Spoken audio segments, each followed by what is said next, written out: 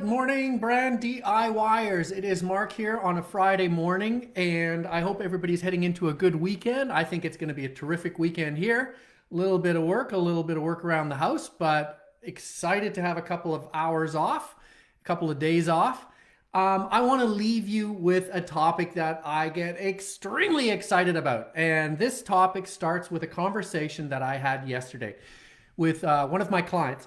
And this client is launching a new product. And in conversation with their internal team, the conversation he talked about was that should they launch the product now and try it out now, or should they wait for a year to launch the product and get all their ducks in a row? And there are very valid arguments to both sides of this story. Launching something now does have risks. Launching something in a year means that you do have time to get all your partnerships and your production and all your ducks otherwise in a row. So there's a very strong argument for that. However, I do believe that the world has shifted significantly, and there has never been a better time to run with an idea now.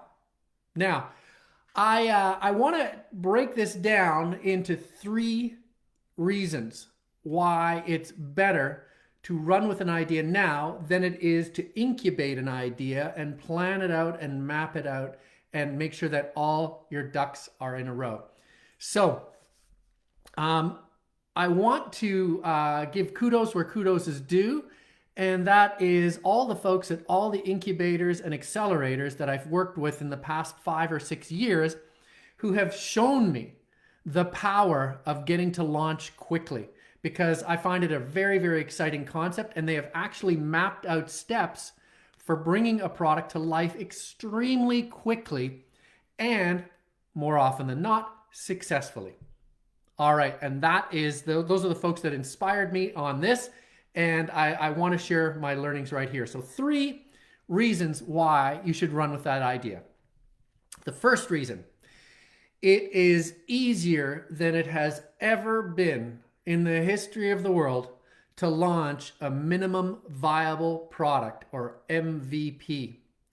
Back when I was coming up in the world of advertising, working with big packaged goods clients like Procter & Gamble and Unilever and Henkel, the expenses of creating a minimum viable product were absolutely staggering, right down to creating a new cap on dishwash liquid, or creating a bottle that was 90% like the old bottle but 10% different. Massive machining costs involved in that. Okay, so there was a huge barrier with even the simplest innovations. Thankfully, that's kind of gone away. Let's start with the very, very first idea that you need to produce if you're going to launch a minimum viable product. A pitch deck. You need to produce a pitch deck and map out what the problem is, what the opportunity is, what you believe the solution is, what your solution looks like, the idea, the points about that solution, that idea that make it interesting. Draw it, tell us how it's going to succeed, and then picture next steps. The nice thing about creating a pitch deck, you say, well, most pitch decks are for pitching investment. Doesn't need to be. You can use a pitch deck to fire out to people to test the water to see if your idea has legs. And you know how long it takes to create a pitch deck like that? An afternoon. Second part of that same point, it's easier to create that MVP than ever before. It's extremely easy to create an illustration, a drawing, or even a 3D printout of that product, if it is a product that you're developing.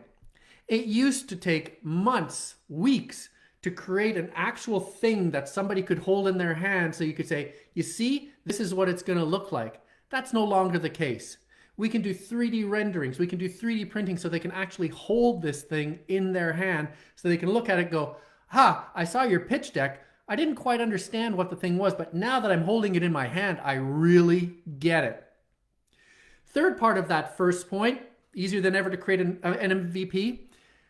Unlike in the 1980s, I referenced Procter and Gamble having to invent everything when it came to creating a new product.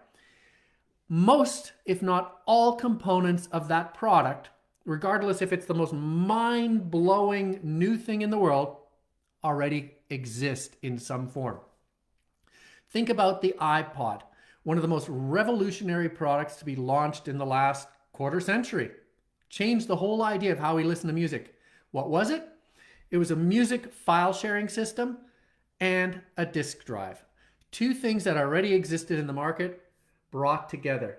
I can't tell you how many times in my career, especially in the last few years, I have worked with clients that simply took chocolate and peanut butter and stuck them together and created Reese's Pieces. Everything already exists.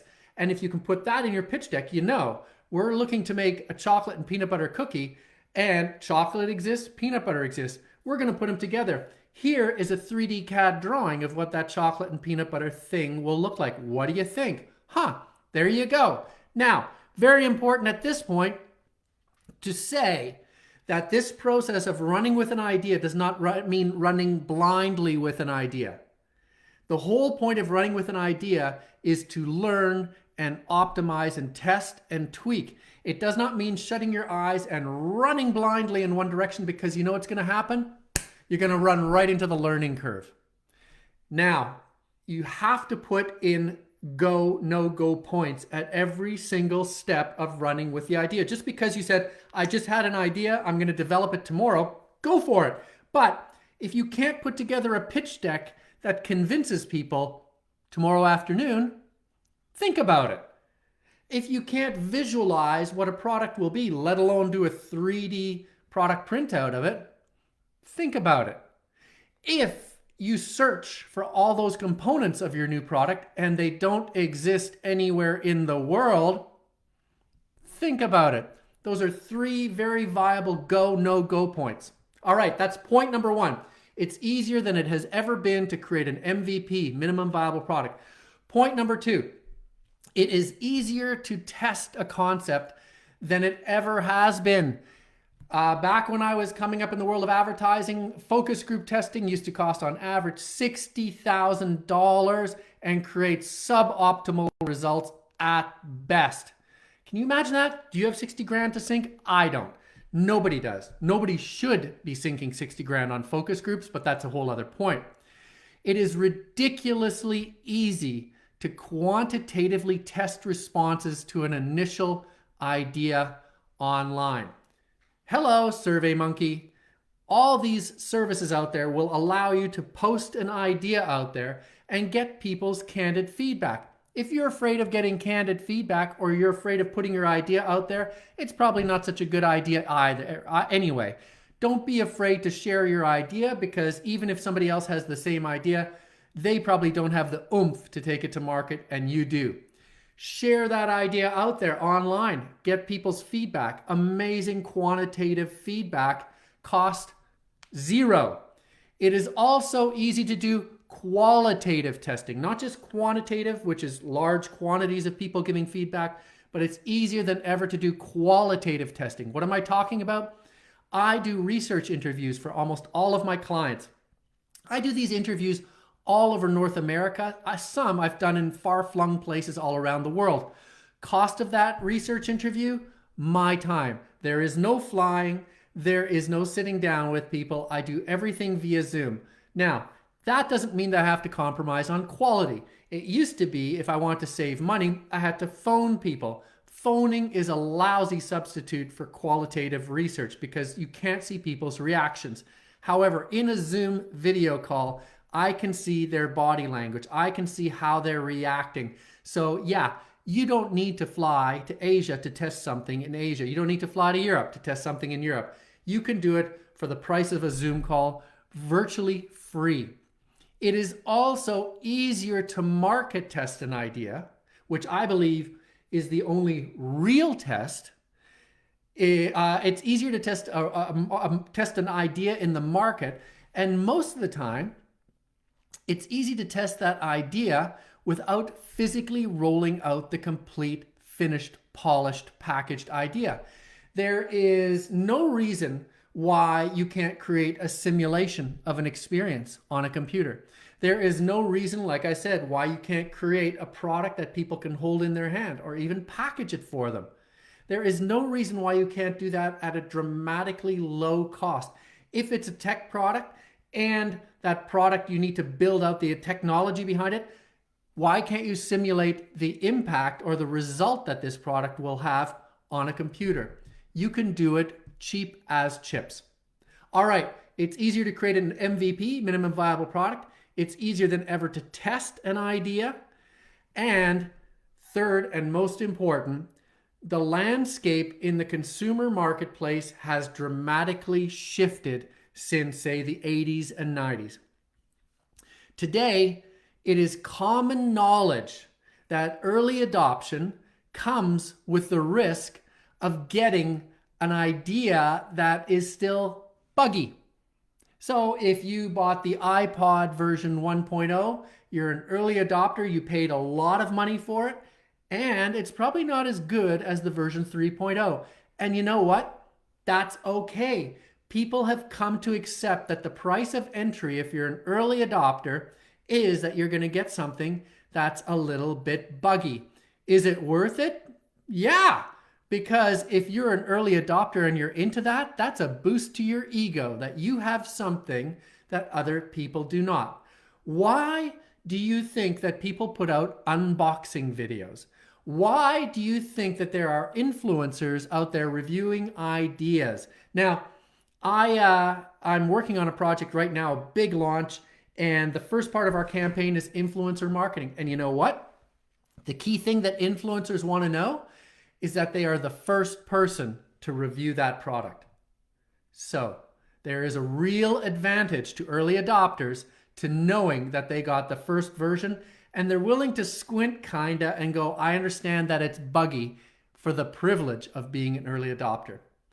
Now, being an early adopter also creates another role, the role of the co-creator. Remember I talked about the learning curve and learning as you go and taking your bumps? Well, you know what? If you give a buggy first version product to an early adopter, the first thing they're going to want to do is suggest fixes to that product. And if you say, thank you very much, I am happy to take your suggestions on how to fix this and make it better, you will turn them into co-creators, which is a really, really cool role to be in. You're not just suddenly a passive consumer, you're actually an inventor.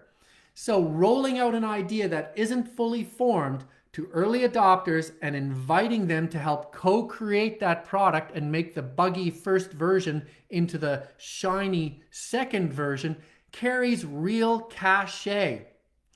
All right, so I've gone through 3 reasons why I believe that today, more than ever, it pays to run with an idea. And again, we have to look to entrepreneurs, folks like yourselves, who have come through incubators and accelerators and tried out minimum viable products using things like pitch decks, computer illustration, 3D modeling, finding components from all over the world to stick together into a patchwork version 1.0, testing, using tools like SurveyMonkey, doing interview research all around the world using Zoom, test marketing an idea, getting real feedback, and bringing in early adopters to help co-create that idea so they fill in the missing gaps in your idea to help make it perfect.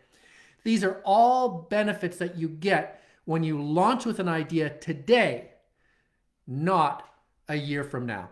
I hope you have a terrific weekend, and we've got we got 5 great shows planned for next week. Look for the advance announcements coming out today. Talk to you soon.